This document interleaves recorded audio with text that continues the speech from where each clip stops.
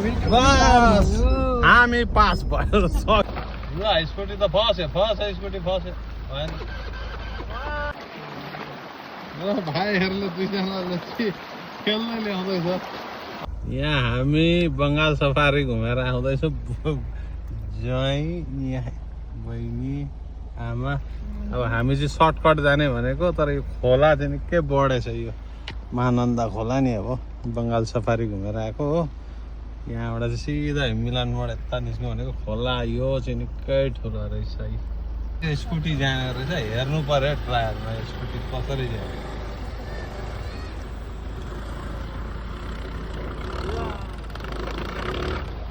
ल स्कुटी त फस्यो स्कुटी फस्यो भएन पानी बढ्यो नि त आप भी ट्रायल कीजिए एक बार अब हेर म चाहिँ यहाँ परबाट हाल्नु पर्यो के हुन्छ ल भाइहरूले दुईजनाले खेल्न ल्याउँदैछ आइए आइए आइए आपका त हो गया आइए खोला निकै ठुलै भएको रहेछ हो यो महानन्दा खोला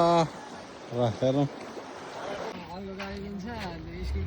ल त साथीहरू अब म चाहिँ निस्किन्छु यहाँबाट हो ल ल त हामी जाँदैछौँ हेरौँ के हुन्छ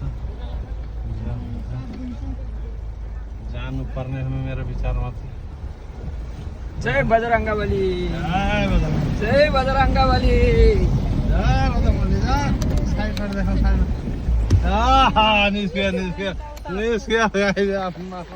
हेर्नु बाफ पानी त पुरै माथि आएको थियो अड्किसकेको थियो पानी हो माई गड रिक्स लिएर भए पनि गरे तर सक्सेस भए अब एउटा सानो छ त्यहाँ केही छैन प्रब्लम हेर्दैछ सोध्दैछ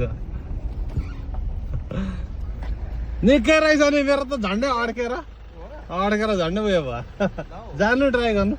तर साह्रो चाहिँ साह्रो पर्छ अड्क्यो भने साह्रो पर्छ उहाँहरू मैले त फुल उयो गियर लगाएर गरेको यो गाडी चाहिँ मुस्किल छ त्यो 4x4 छैन भने चाहिँ मुस्किल हुन्छ र यो पानी ट्राई गर्दैछु